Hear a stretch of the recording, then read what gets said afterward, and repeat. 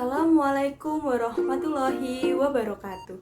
Perkenalkan, nama saya Siti Masita, NIM J1 2018 0013, Prodi Fisioterapi Fakultas Ilmu Kesehatan Universitas Muhammadiyah Surakarta. Di sini saya akan mereview sebuah jurnal yang berjudul Additional Effect of Static Ultrasound and Dynamic Current on Myofascial Trigger Point in a Manual Therapy Program for Patients with Chronic Neck Pain.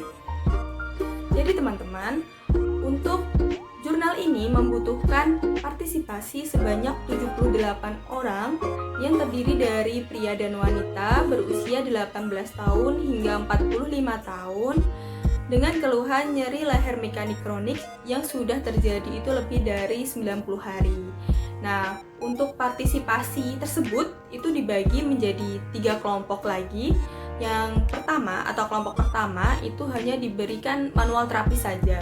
Sedangkan untuk kelompok kedua setelah diberikan manual terapi juga diberikan USG statis. Nah, untuk kelompok yang ketiga ini setelah diberikan manual terapi itu juga diberikan dynamic currents. Nah, teknik tersebut itu digunakan untuk myofascial trigger points dalam program terapi manual untuk pasien dengan keluhan nyeri leher kronik. Nah, kemudian intervensi tersebut diberikan selama 4 minggu dengan 10 sesi. Dalam setiap kelompok ini itu memiliki durasi waktu yang berbeda-beda. Jadi pada kelompok pertama yang hanya diberikan terapi manipulasi saja itu terdapat 3 seri dengan 1 menit. Jadi kemudian dia itu ada 30 detik atau istirahat 30 detik di setiap sesinya. Itu yang terdiri dari mobilisasi posterior ke anterior derajat 3 pada proses tulang belakang vertebra C2 hingga C7, kemudian dengan 10 osilasi untuk setiap vertebranya. Nah, kemudian ada pelepasan myofascial dari trapezius atas atau upper trapezius, kemudian juga ada peregangan statis pada upper trapezius. Sedangkan untuk kelompok yang kedua ini, tadi setelah diberikan terapi manipulasi yang sama seperti dengan kelompok 1, ditambah juga dengan pemberian USG statis. Nah, setelah dilakukan terapi manual tersebut tadi kan diberikan USG statis dengan durasi waktu 1,5 menit.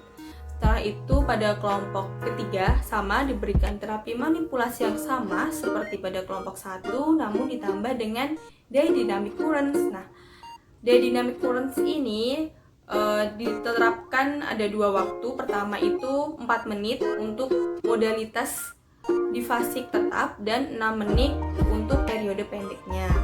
Sedangkan hasil yang didapat dari jurnal ini yaitu 3 kelompok ini itu sama-sama dapat mengurangi intensitas nyeri, kemudian mengurangi kecacatan dan juga adanya peningkatan yang signifikan pada ambang batas nyeri setelah pemberian program tersebut. Nah, kemudian pada kelompok 2 dan 3 itu terjadi peningkatan yang signifikan untuk gerakan fleksi dan rotasi dan juga pada penurunan suhu kulit. Kemudian juga sebenarnya untuk perbedaannya itu tidak terlalu signifikan banget, tapi juga ada perbedaannya juga. Nah, pada contohnya adalah pada kelompok 1 dan 3. Nah, untuk kelompok 1 dan 3 ini seperti pada pengurangan rasa nyerinya ini itu bakalan benar-benar terasa pada kelompok ketiga. Jadi pada kelompok ketiga itu dia pengurangan rasa sakitnya atau rasa nyerinya itu lebih besar terjadi. Kemudian untuk penurunan suhu kulit itu lebih signifikan terjadi pada kelompok kedua yang tadi diberikan dengan USG statis. Jadi sebenarnya pada kelompok 1 itu menerima mobilisasi dan manipulasi pada serviks, sedangkan kelompok kedua itu menerima mobilisasi dan manipulasi yang sama seperti kelompok 1, namun ini ditambah dengan pendekatan biobehavioral. Sedangkan pada kelompok 3 itu menerima 2 perawatan yaitu neck stabilization exercise dan self neural mobilization. Pada jurnal ini menggunakan study a randomized clinical trial. Jadi cukup sekian yang dapat saya sampaikan, semoga bermanfaat. Wassalamualaikum warahmatullahi wabarakatuh.